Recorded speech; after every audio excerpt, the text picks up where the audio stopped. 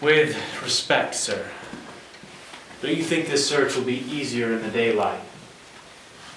Indeed, sir, it may be, but one night is all that is required for a slave to be relocated. I must do what I can. Good evening. As you may know, we are here to search for runaway property. This institute has been rumored to be housing such property. Now, if we happen to find any, those responsible will be fined and possibly even jailed. However, should any of you cooperate, we will be lenient towards you. Perhaps even let you off the hook. I don't know what you heard, but I can assure you that we are hiding nothing. Then you won't mind, sir, if I search this room. Help yourself. Are you hiding any slaves, boy? No, sir. Are you sure? Yes, sir, I'm sure. Okay.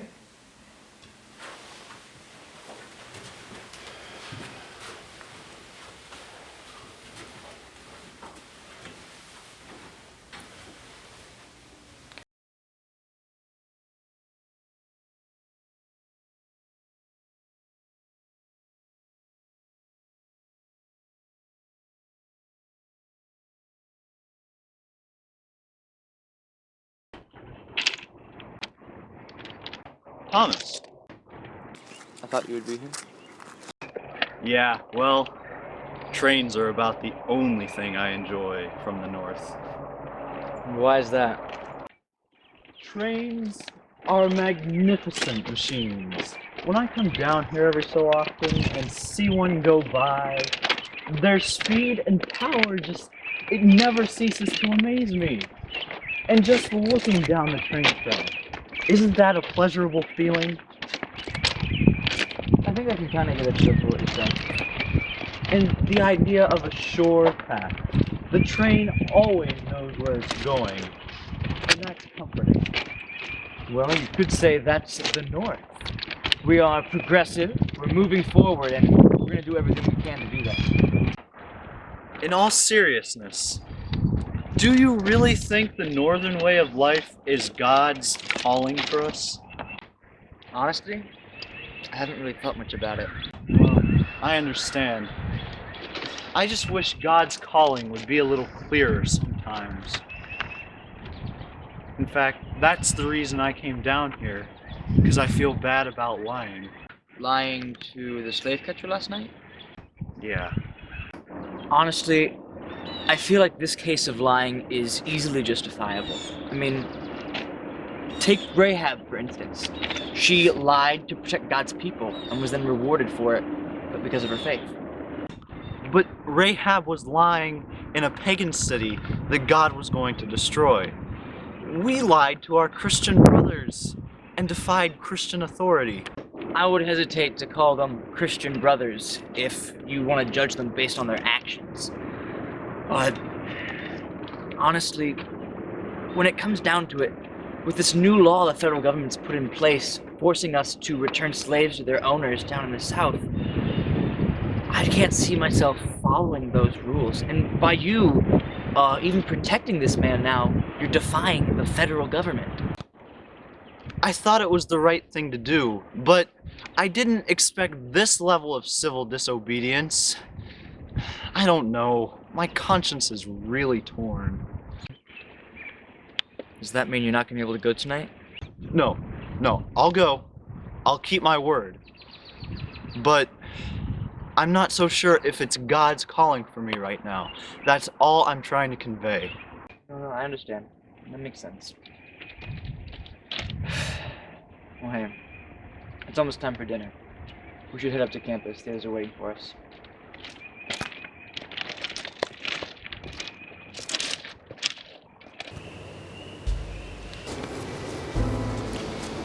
Steven, this is Paul. Paul? This is Steven. How do you? Here's us gonna work. work. We got about 7 miles right now to the next stop. We're gonna make our way through the woods, try and be quiet as best we can. I don't know where that slave catcher is right now, but we're gonna have to try and make sure we stay out of his way. You guys need anything before we go? If you don't mind, Steven, could you tell us your story? Yeah, sure. Well, it was the Saturday before Easter, I believe, 2 months ago. I escaped with 2 other slaves with me. And we went up to Tennessee. We got to where we were initially going, but we got spotted and they called the constable. We tried to get away, but the other 2 that I mentioned before, they got shot. And I don't know if they survived because I just kept running. And that was when I ran into another free black man. And he hit me. That was pretty much how I started my journey to go up north. We got to where we were initially going, but That's a really incredible story. But if you were in danger of losing your life, why would you do it? I mean, was your master bad to you? Actually, the thing is, the master was pretty tame, but he still owned me like an animal. And being a man, I want to be free.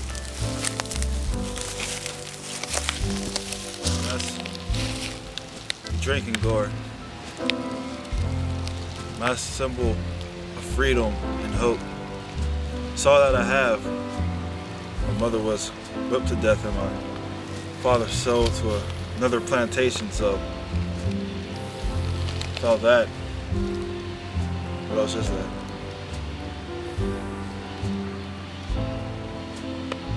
Is there another line after that? You know, there was a song we used to sing back on the plantation. We used to follow the drinking gourd, follow the drinking gourd, for the old man is waiting to carry you to freedom. Follow the drinking gourd.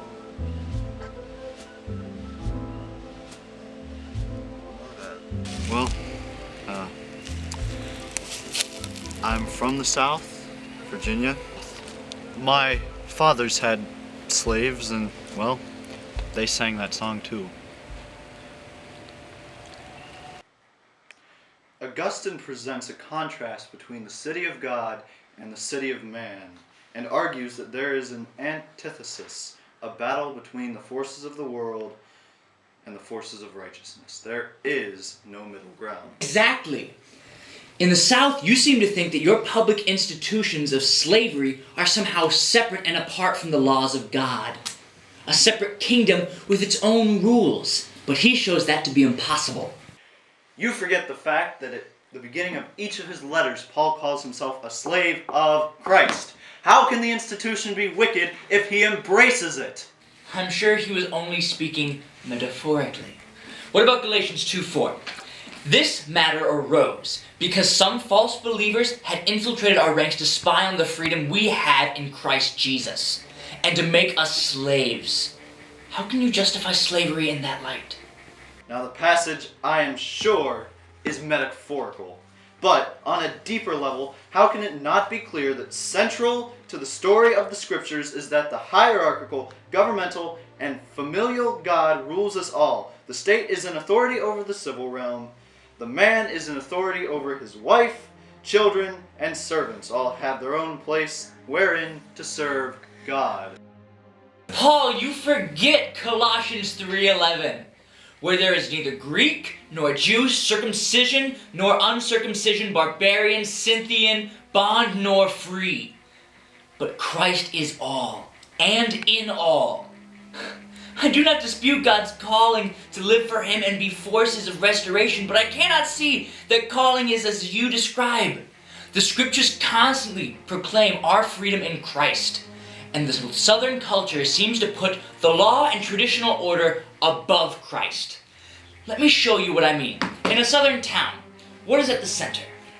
Well, we really don't have a lot of cities, but in most towns, I suppose it would be a church, courthouse, and maybe a library. Exactly. All those structures are symbols of tradition, of heritage. In the South, you do not want change. You want to stay the way things have always been. Well, what about your northern cities? Take New York. Did you go to the World's Fair? I did, and it was splendid. A steel and glass symbol of the future, of progress. Progress? Perhaps. But did you not help but notice that the center of the fair was shaped like a church with very technological improvements being the place of papist relics? What are you insinuating? Maybe the North is guilty of idolatry and industry and progress and unceasing pursuit of some vague future. These mechanical achievements are wonders. They will help end evils like slavery. Perhaps, but what about the people displaced from their country farms, thousands of them, and forced to work in the factories for a wage unable to actually produce anything of value? You've got a point there. People don't always have satisfying jobs. But at least they're able to produce more and improve their quality of life. We have a responsibility to care for others. The Christian wave of the future is irreversible. Will we ever free the slaves with the South's hesitation? Yes, but we cannot do it immediately. That would result in economic dissolution and despair and collapse, and the South would leave on the paper free, but in practice far worse off. You can't change things quickly. There you go again with your appeals to tradition. How can you ignore this? What could be worse than this abomination? In the North that you so elevate, aren't European immigrants slaves in everything but name only, working in the factories with unsafe conditions, even children? They aren't slaves. They can leave whenever they want. Can they? Or are they enslaved to the need for a wage? Well, even if they are somewhat like slaves, at least by hard work they can raise themselves up and become the owners themselves. Can Southern slaves do that? Excuse me, shouldn't we be working on our assignment for Dr. Andrews? Well, no! Because all of the Southern slaves' needs are provided for, unlike in the North. What good are provided needs without freedom? God's law above man's law. God's law above man's. Our motto is Pro Christo et Patria, not just Pro Christo. We are called to obey our magistrates, unless they make us sin. Of course. But don't we have a responsibility to help the poor and defenseless? How can that not apply to this man that's trying to escape to his freedom?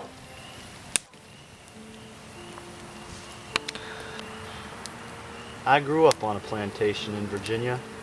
I remember the beautiful cherry trees with their pink blossoms and swimming in the cool, refreshing creek. You know, my father was a real man. He took care of his family. He took care of the families of his slaves, too. He wasn't no tyrant or evil slave master like so many of them are. He was a kinder and gentler man, and I looked up to him. I thought I was going to be a farmer just like him, but he had other plans for me though. He insisted I go up north to go to college, and I'm beginning to see why. Why's that? Well, Stephen, I must admit, I haven't really been thinking of you as a person. I was always taught and I always thought that people like you were lesser, that they were property, and now I find that, frankly, I find that discomforting.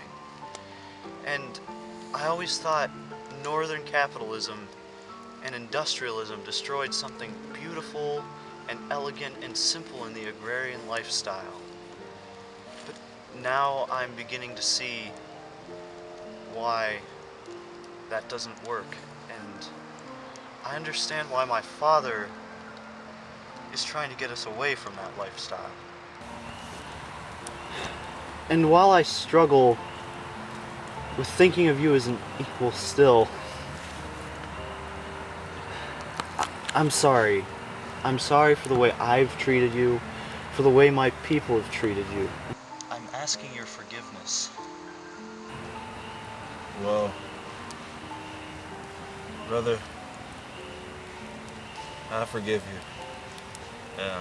In my life, I've dealt with a lot of oppression, and I realized that it's easier just to let go than to try to hold on.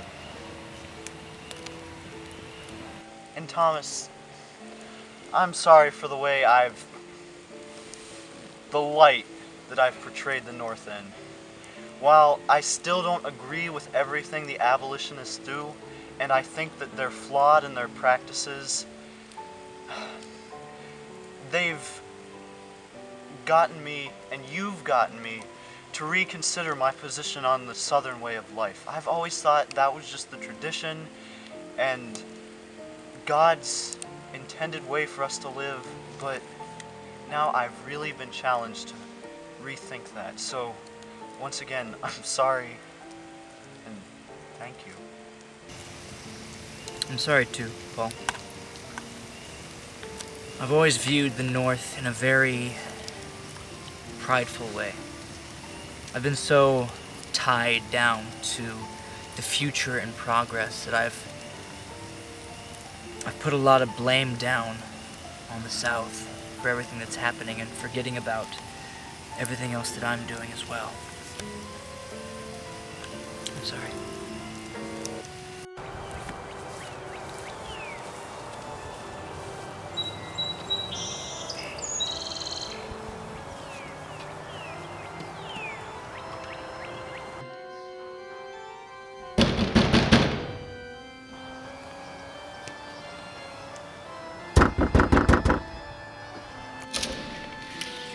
It's unlocked.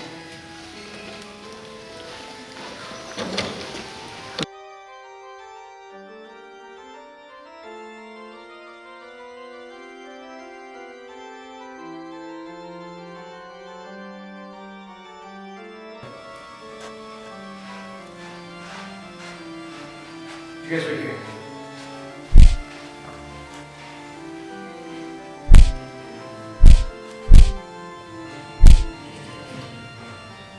Where's the pastor?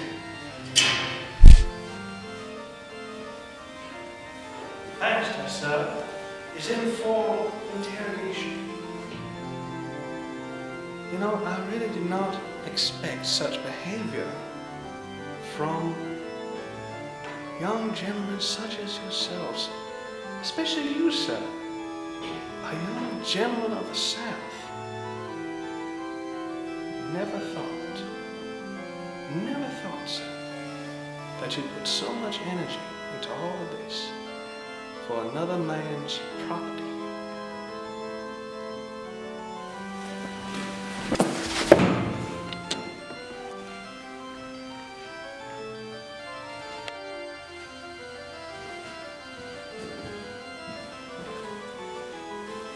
That'll be you, boy. You don't hand that slave over right there.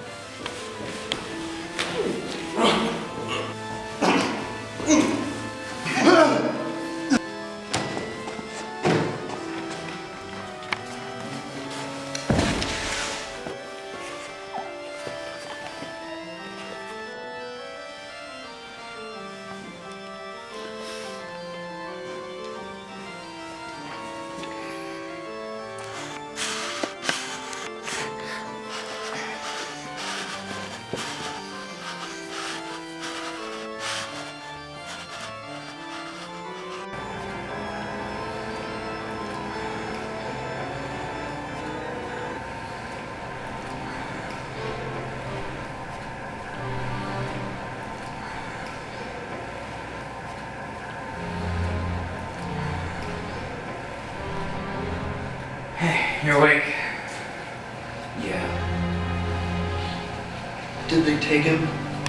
Yeah.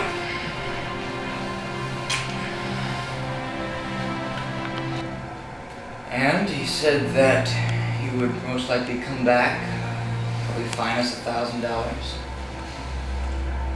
I know we should have seen it coming, but how did he find out? It's not our fault. He found the guy at the next stop before we got there, and he even found Professor Andrews' letter that he sent. Everything just kind of worked against us. It was good that we did, even if it didn't pan out the way we'd hoped. I just feel sorry for Stephen. So do I. I don't understand why God would let that happen to him. I mean, I know everything works for his glory, but it just seems right now that all of our work was in vain.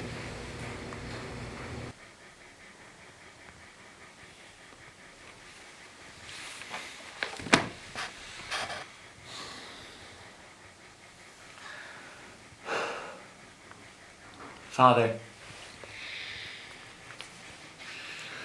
help us. Life is so brief, and our days are so short. And I suddenly don't know what to do while I'm alive.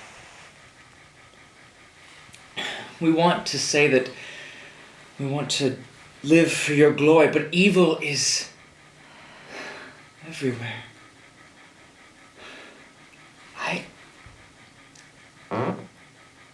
I have it up here in the north. Paul has it in the south. It's everywhere. And Lord, I don't know if there's anything that I can do about it. I'm just a student.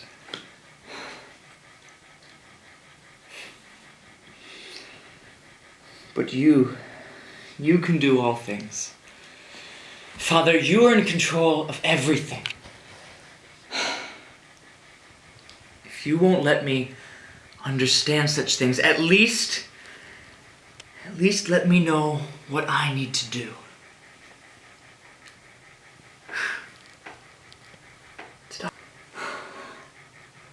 Have mercy, Father. Have mercy on us all. And use me. Use me, Lord. I am willing. And teach me what I need to do in this accursed world. And let me suffer. Let me suffer for this cause, for these people. Let me release the slaves. Give me strength, Lord. Let me free them both from their bondage and from their sin. I'm willing to suffer. Let me suffer.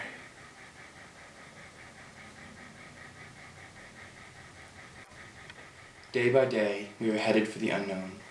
How things are going to work out, we cannot tell, but we have to go forward and try to make the best of what comes. We have to take the first step or the second step. We cannot see very far, but we can see that far. It takes courage to take the first step or the next step, but we should take it hopefully and faithfully, and in the confidence that as we go on, things will work out so that we can keep on.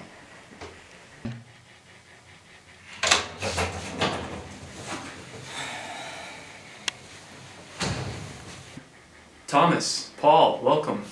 Good morning. How are you? Been better? Pretty good, except my neck hurts a little bit.